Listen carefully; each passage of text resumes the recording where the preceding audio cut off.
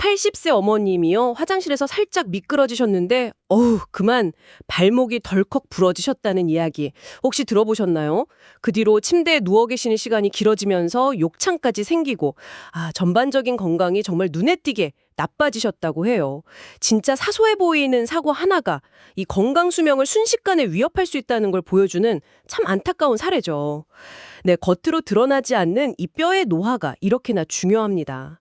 그래서 오늘은요, 어떻게 하면 좋을까? 100세까지 네 발로, 튼튼하게 걸을 수 있는 그런 건강한 뼈를 유지하는 법, 여기에 대해 좀 더 깊이 파고들어 보려고 합니다. 특히 저희가 주목한 자료는요, 일본 오사카 지역에서 활동하시는 의사, 영양사, 또 건강 전문가, 이렇게 10분이 꼽은 뼈 건강 비결에 대한 조사 결과예요. 이분들이 어떤 음식이랑 생활 습관을 가장 중요하게 생각하는지, 순위를 매겨 정리한 내용인데 꽤 흥미로운 지점들이 많더라고요. 자, 이 자료들을 바탕으로 해서요, 여러분께서 뼈 건강을 위해 오늘 당장 시작할 수 있는 가장 핵심적이고 효과적인 정보, 그게 뭔지 저희가 명확하게 딱 짚어드리겠습니다. 일상에서 실천 가능한 팁들을 쏙쏙 뽑아드릴 테니까 귀 기울여주세요. 자, 그럼 본격적으로 내용을 한번 들여다볼까요? 나이가 들면서 이 뼈 건강이 왜 이렇게까지 중요해지는 걸까요? 단순히 넘어지면 잘 부러진다, 이 정도 수준의 문제는 아닌 것 같아요. 그렇죠. 앞서 말씀드린 사례처럼 골절 하나가 그 뒤로 줄줄이 건강 악화로 이어질 수 있다는 점, 이게 핵심인 것 같은데요. 정확합니다. 흔히 뼈를 그냥 단단하고 변하지 않는 그런 구조물로 생각하기 쉽잖아요. 근데 실제로는 우리 몸에서 가장 역동적인 조직 중 하나예요. 뼈 속에서는 그 파골세포라는 세포가 오래된 뼈를 이렇게 부수는 역할을 하고요. 또 조골세포라는 세포는 그 자리에 새로운 뼈를 만드는 활동을 끊임없이 반복해요. 이 둘의 균형이 잘 맞아야 건강한 뼈가 유지되는 거죠. 그런데 문제는 특히 여성의 경우에요. 폐경을 기점으로 이 균형이 깨지기 쉽다는 겁니다. 뼈를 보호하는 역할을 하던 여성 호르몬, 에스트로겐 있잖아요. 이게 폐경 후 한 3년에서 5년 사이에 이전의 10분의 1 수준까지. 와, 10분의 1이요? 그렇게 나요? 네네. 급격하게 감소하거든요. 이렇게 되면 아무래도 파골세포의 활동이 상대적으로 강해져서 뼈를 만드는 속도보다 부수는 속도가 더 빨라지는 거예요. 결과적으로 골밀도가 빠르게 떨어지게 되죠. 여기서 정말 중요한 포인트는요. 폐경 증상을 거의 느끼지 못하는 분들이라도 나이가 들면 뼈는 서서히 약해진다는 사실입니다. 뼈는 그 침묵의 장기라고도 불리잖아요. 약해져도 특별한 자각 증상이 없는 경우가 대부분이에요. 정말로. 그래서 더더욱 미리 식습관이나 생활 습관에 신경 써서 골 밀도를 지키려는 그런 의식적인 노력이 필요합니다. 증상이 없다고 안심할 게 아니라는 거죠. 침묵의 장기하는 표현이 확 와닿네요. 아프지 않으니까 괜찮다고 생각하기 쉬운데 그게 오히려 더 위험할 수 있다는 거군요. 그렇다면 이 일본 전문가 10분, 이분들이 골밀도를 지키기 위해 가장 중요하다고 입을 모아 추천한 소위 최강의 뼈 건강 습관은 무엇이었을까요? 가장 높은 점수를 받은 공동 1위부터 살펴보죠. 바로 나토를 먹는 것, 그리고 햇볕 쬐기였습니다. 1위 중 하나가 나토군요.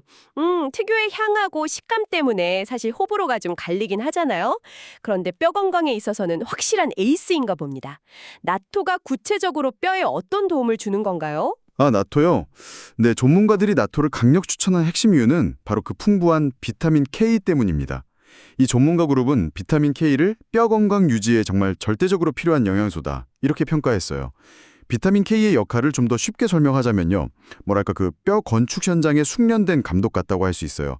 우리 몸에 칼슘이 들어오면 이 비타민 K가 오스테오칼신이라는 단백질 일꾼한테 정확하게 지시를 내리는 거죠. 자, 이 칼슘 가져다가 저기 뼈대에 단단히 붙여 하고요. 아하. 네, 그러니까 칼슘이 그냥 뼈 주변을 막 맴도는 게 아니라 실제로 뼈에 착 달라붙어서 뼈를 튼튼하게 만드는 데 아주 결정적인 역할을 하는 겁니다. 아하, 비타민 K가 칼슘을 뼈로 데려가서 딱 붙여주는 감독 역할을 한다는 거군요. 네네, 칼슘 섭취만큼이나 정말 중요한 연결고리네요. 자, 그럼 공동 1위의 다른 하나, 햇볕 쬐기는 없던가요? 비타민 D 생성에 좋다는 건 많이 알려져 있는데 전문가들은 이 습관에 대해서 구체적으로 어떤 조언을 덧붙였나요? 그냥 밖에 나가 있기만 하면 되는 걸까요? 네, 맞아요. 햇볕을 쬐면 피부에서 비타민 D가 자연스럽게 합성되죠. 이 비타민 D가 우리가 음식을 통해서 섭취한 칼슘이 장에서 혈액으로 흡수되도록 돕는 데 필수적이에요. 비유하자면 아무리 좋은 건축자재, 그러니까 칼슘이죠. 이게 있어도 그걸 공사장 안으로 들여오는 운반트럭, 즉 비타민 D가 없으면 소용없는 것과 같아요. 아, 그렇군요. 운반 트럭 역할. 네, 비타민 D가 부족하면 칼슘 흡수율이 현저히 떨어져서 애써 먹은 칼슘이 뼈까지 제대로 전달되기 어렵습니다. 그래서 전문가들은 햇볕 쬐기를 아주 적극 권장하는데요. 그 이시하라 클리닉의 이시하라 니나 부원장이 구체적인 가이드라인도 제시를 했어요.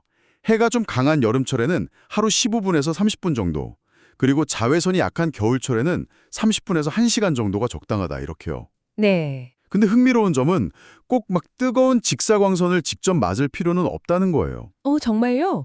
네, 피부가 약하거나 햇볕이 너무 강하게 느껴진다면 나무 그늘 아래에서 햇볕을 쬐는 것만으로도 충분한 비타민 D 합성이 가능하다고 하네요. 아, 다행이네요. 네, 그러니까 너무 부담 갖지 마시고 점심시간에 잠깐 산책하는 습관 이런 것만으로도 큰 도움이 될 수 있습니다. 이야, 나토 섭취랑 햇볕 쬐기. 이 두 가지만 꾸준히 실천해도 뼈 건강에 큰 변화를 가져올 수 있겠네요. 특히 햇볕 쬐기는 나무 그늘에서도 괜찮다고 하니까 좀 더 쉽게 시도해 볼 수 있겠어요. 하지만 이걸로 끝은 아니겠죠? 전문가들이 추천한 다른 중요한 습관들도 있을 텐데요. 운동은 뭐 당연히 포함될 것 같고, 혹시 좀 더 예상 밖에, 뭐랄까, 이런 것도 뼈에 좋다고 싶은 그런 방법들도 순위에 있었나요? 역시나 예상대로 적당한 운동이 권장 목록에 있었습니다. 네, 뼈에 적절한 무게나 충격, 그러니까 부하를 주는 것이 뼈 세포를 자극해서 골밀도를 높이는 데 도움이 되니까요. 그런데 솔직히 말해서 요즘처럼 너무 덥거나 춥거나 네, 맞아요. 힘들죠. 네. 혹은 너무 바빠서 시간 내기 어려울 때는 꾸준히 운동하기가 참 어렵잖아요. 이런 현실적인 어려움에 대한 대안 같은 것도 제시되었나요? 맞습니다. 꾸준함이 중요한데 현실적인 장벽이 분명히 있죠. 그래서 전문가들이 아주 실용적인 대안들을 제시했어요. 그 건강과학 어드바이저인 후쿠다 치아키 씨의 도언이 좀 인상적인데요. 굳이 헬스장에 등록하거나 시간을 내서 막 격렬한 운동을 하지 않아도 괜찮다는 겁니다. 예를 들어서 집에서 닌텐도 위 같은 피트니스 게임을 즐기거나 아니면 유튜브에서 좋아하는 신나는 음악, 댄스 영상 틀어놓고 그냥 가볍게 몸을 흔들거나 따라추는 것만으로도 뼈에 충분히 긍정적인 자극을 줄 수 있다고 해요. 아, 정말요? 춤추는 것도요? 네. 핵심은 운동의 종류나 강도가 아니라 뼈의 어떤 형태로든 자극을 규칙적으로 주는 습관 그 자체입니다. 네요. 그런데 여기서부터는 정말 의외의 방법들이 등장합니다. 전문가들이 무릎 가볍게 두드리기나 앉아서 발 떨기 같은 아주 사소해 보이는 습관이 뼈 건강에 도움이 된다고요. 네, 무릎 두드리기요? 아니면 발 떨기. 와, 이건 좀 뭐랄까 뜻밖인데요? 네, 저도 이 부분을 보고 상당히 흥미로웠습니다. 보통은 의미 없는 행동이거나 심지어 좀 나쁜 습관으로 여기기도 하잖아요. 다리 떠는 거. 그렇죠, 그렇죠. 하지만 전문가들의 설명을 들어보면 상당히 과학적인 근거가 있어요. 고신 메디컬 클리닉의 나카무라 미스노부 원장의 주장의 핵심인데요. 아무리 비타민 K나 칼슘 같은 좋은 영양소를 챙겨 먹어도 뼈에 물리적인 자극이 전달되지 않으면 뼈를 만드는 조골세포가 활성화되지 않는데요. 그래서 뼈가 약해질 수 있다는 겁니다. 아, 자극이 없으면 소용이 없군요. 네, 그래서 나카무라 원장은 가장 쉽고 안전하게 뼈에 자극을 주는 방법으로 무릎 주변 두드리기를 제안했습니다. 양손으로 무릎 주변을 하루에 한 100번 정도 아프지 않게 톡톡 가볍게 두드려주는 거예요. 그것만으로도 미세한 진동이 뼈세포를 자극해서 골 형성을 촉진할 수 있다는 거죠. 100번 정도, 네. 그리고 또 다른 의외의 습관은 이시하라 부원장이 언급한 빈보 유스리, 우리말로 하면 다리 떨기 또는 발 떨기인데요. 앉아서 무릎이나 발을 무의식적으로 까딱까딱 떠는 행동이 있죠. 네, 있죠. 저도 가끔 그러는데. 네, 이 미세한 진동 역시 뼈에 자극을 전달하는 효과가 있다고 합니다. 심지어 이시하라 부원장은 허리나 무릎 통증을 호소하던 환자가 이 발 떠는 습관을 꾸준히 실천한 뒤에 통증이 완화되는 경우도 봤다고 하니까 놀랍죠. 와, 통증까지요? 네, 아주 가벼운 자극이라도 꾸준히 반복되면 무시할 수 없는 효과를 낸다는 방증입니다. 와, 무릎 두드리기나 다리 떨기라니 정말 상상도 못했어요. 이건 진짜 비용 0원, 시간 0분으로 당장 실천할 수 있는 뼈 건강법이네요. 앉아서 일하거나 TV 볼 때 그냥 습관처럼 해봐도 좋겠습니다. 자, 그럼 생활 습관 이야기가 나온 김에 잠은 어떤가요? 흔히 잠이 보약이다 이렇게 말하는데 수면의 질도 뼈 건강과 연관이 있을까요? 앞서 활동과 자극이 중요하다고 했는데 이 쉬는 시간인 잠은 어떤 역할을 할지 궁금합니다. 그거 아주 중요한 질문입니다. 단순히 쉬는 시간을 넘어서 수면은 뼈 건강에 직접적인 영향을 미칩니다. 세이조 마스무라 클리닉의 마스무라 케이코 원장님은 수면의 중요성을 굉장히 강조했는데요. 그 이유는 뼈의 성장, 그리고 손상된 조직의 회복을 돕는 성장 호르몬이라는 게 있잖아요. 이게 주로 밤 시간, 특히 우리가 깊은 잠에 빠져 있을 때 집중적으로 분비되기 때문입니다. 아, 밤에 나오는군요. 네, 그러니까 잠을 잘 자는 것 자체가 뼈를 건강하게 유지하고 또 보수하는 과정이라는 거죠. 반대로 수면이 부족하면 어떤 일이 벌어질까요? 단순히 다음날 피곤하다 이걸 넘어서 성장 호르몬 분비가 줄어드니까 뼈의 회복 과정이 더뎌지고요. 이게 장기적으로는 골밀도 저하로 이어질 수 있습니다. 게다가 잠을 제대로 못 자면 우리 몸은 스트레스를 받게 되고 이건 스트레스 호르몬인 코르티솔 분비를 촉진해요. 네네. 그런데 이 코르티솔은 신장에서 칼슘이 소변으로 배출되는 것을 늘리는 작용을 합니다. 어이구. 결국 잠을 못 자면 뼈 생성은 덜 되고 뼈의 재료인 칼슘은 더 많이 빠져나가게 되는 이런 이중고를 겪는 셈입니다. 그래서 충분하고 질 좋은 수면이 뼈 건강의 필수 요소라는 점 꼭 기억해야 합니다. 그렇군요. 잠자는 동안에는 성장 호르몬이 뼈를 돌보고 또 잠을 못 자면 스트레스 호르몬 때문에 칼슘이 빠져나간다니. 수면의 중요성을 다시 한번 깨닫게 됩니다. 그럼 이제 반대로요. 뼈 건강을 위해서 반드시 피해야 할 습관, 이걸로는 어떤 것들이 지적되었을까요? 아마 많은 분들이 짐작하고 계실 것 같은데요. 네, 역시나 예상대로 흡연과 과도한 음주가 뼈를 약하게 만드는 대표적인 습관으로 꼽혔습니다. 후크다 치아키 씨의 설명에 따르면요. 담배에 들어있는 니코틴, 이게 우리 몸의 혈관을 수축시키는 작용을 해요. 네. 혈관이 좁아지면 당연히 혈액순환이 원활하지 않게 되고 이건 뼈까지 영양소와 산소가 제대로 공급되는 걸 방해합니다. 뼈도 살아있는 조직이라 영양 공급이 중요한데 흡연이 이걸 딱 막는 거죠. 영양 공급을 막는군요. 네. 그리고 과도한 음주 역시 뼈에는 치명적입니다. 알코올은 앞서 말씀드린 수면 부족하고 좀 비슷하게요. 신장에서 칼슘이 소변으로 재흡수되는 것을 방해하고 배출을 촉진합니다. 술도 칼슘을? 네, 쉽게 말해서 술을 많이 마실수록 몸에서 칼슘이 더 많이 빠져나간다는 뜻입니다. 참고로 후쿠다 씨는 60대 여성을 기준으로 하루 적정 음주량을 맥주로는 약 반병, 일본 총주 사케로는 반합, 그러니까 약 90ml 정도로 제시하기도 했어요. 구체적인 양까지. 네, 물론 개인차가 크고 가장 좋은 건 금주나 절주겠지만 적어도 과음은 뼈 건강을 위해 반드시 피해야 한다는 점, 이건 분명합니다. 네, 역시 담배와 술은 뼈에도 백해무익하군요. 니코틴은 영양 공급을 막고 알코올은 칼슘을 빼앗아 간다니 확실히 경각심을 가져야겠습니다. 오늘 정말 다양한 정보들을 짚어봤습니다.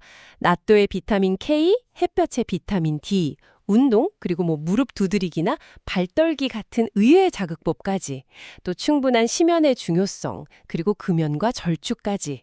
이 모든 조언들을 종합해보면 이게 단순히 골절 예방이라는 차원을 넘어서는 좀 더 깊은 의미가 담겨 있는 것 같습니다. 그쵸? 맞습니다. 앞서 잠깐 언급했던 그 후쿠다 씨는요. 튼튼한 뼈를 유지하는 것이 단순히 넘어지지 않는 것을 넘어서 노년기 삶의 질 전반에 얼마나 중요한 영향을 미치는지를 강조했습니다. 건강한 뼈 덕분에 나이가 들어서도 자신의 두 발로 자유롭게 걸을 수 있다는 것. 이건 단순히 이동의 편리함을 넘어서는 의미를 가지죠. 스스로 외출하고 사람들을 만나고 다양한 사회활동에 참여할 수 있게 되잖아요. 그렇죠. 활동 반경이 넓어지죠. 네, 이렇게 활동량이 늘어나면 자연스럽게 뇌에도 지속적인 자극이 주어집니다. 새로운 환경을 보고 사람들과 대화하고 다양한 경험을 하는 것 자체가 뇌 활동을 촉진시켜서 인지기능 저하, 그러니까 치매 예방에도 긍정적인 효과를 가져올 수 있다는 겁니다. 치매 예방까지요? 네, 결국 튼튼한 뼈는 활기찬 신체 활동을 가능하게 하고 이는 다시 건강한 정신과 높은 삶의 질로 이어지는 그런 선순환의 시작점인 셈이죠. 그리고 이 모든 습관을 관통하는 가장 중요한 열쇠는 나카무라 원장이 마지막으로 강조했던 바로 꾸준함입니다. 꾸준함이요. 네, 뼈 건강은 단거리 경주가 아니라 마라톤과 같아요. 하루 이틀 특정 음식을 막 집중적으로 먹거나 갑자기 격렬한 운동을 한다고 해서 뼈가 극적으로 튼튼해지는 게 아니에요. 평생에 걸쳐서 자신의 몸 상태와 생활 리듬에 맞춰서 무리하지 않고 지속할 수 있는 방법을 찾는 것, 그게 핵심입니다. 거창한 계획보다는 작더라도 꾸준히 실천할 수 있는 자신만의 루틴을 만드는 것. 그것이 전문가들이 공통적으로 전하는 가장 강력한 메시지라고 할 수 있겠습니다. 네, 오늘 일본의 건강 전문가 10명이 전하는 조언을 통해서 100세까지 건강한 뼈를 지키는 핵심적인 방법들 깊이 있게 살펴봤습니다. 비타민 K가 풍부한 나토, 또 비타민 D 합성을 돕는 적절한 햇볕 쬐기, 그리고 집에서도 쉽게 할 수 있는 가벼운 운동이나 심지어 무릎 두드리기, 발 떨기 같은 아주 간단한 습관들의 중요성도 확인했죠. 물론 충분한 수면과 함께 해로운 습관인 흡연과 과음을 멀리하는 것도 빼놓을 수 없고요. 그리고 이 모든 것들을 가능하게 하는 힘, 바로 꾸준함이라는 키워드 다시 한번 마음에 새겨야겠습니다. 오늘 저희가 나눈 이야기들 중에서 여러분의 일상에 이건 나도 바로 시작해 볼 수 있겠다 싶은 작은 습관이 혹시 있었나요? 거창하지 않아도 좋습니다. 매일 햇볕 아래 5분 더 걷기 혹은 앉아있을 때 가끔 발목 돌려주기 같은 거요. 이런 작은 실천 하나하나가 모여서 여러분의 건강한 미래를 단단하게 지지해 줄 수 있을 겁니다. 마지막으로 여러분께 한 가지 생각해 볼 거리를 던져드리고 싶습니다.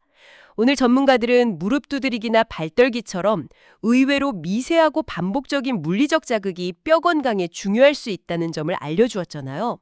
그렇다면 혹시 이런 구체적인 예시들을 넘어서서 우리가 이미 일상에서 무심코 하고 있거나 혹은 아주 쉽게 추가할 수 있는 또 다른 사소하지만 꾸준한 움직임, 그런 움직임 중에서 장기적으로 뼈에 긍정적인 자극을 줄 수 있는 숨겨진 보석 같은 습관은 없을까요? 예를 들면 계단을 오르내릴 때 발 뒤꿈치를 살짝 들었다 내리는 습관이라든지 아니면 의자에 앉아있을 때 발가락을 꼼지락거리는 그런 움직임 같은 것들 말입니다. 잠시 시간을 내어서 우리 주변의 움직임과 습관들을 뼈 자극이라는 새로운 렌즈로 한번 살펴보는 건 어떨까요? 예상치 못한 곳에서 여러분만의 효과적인 뼈 자극법을 발견하게 될지도 모릅니다.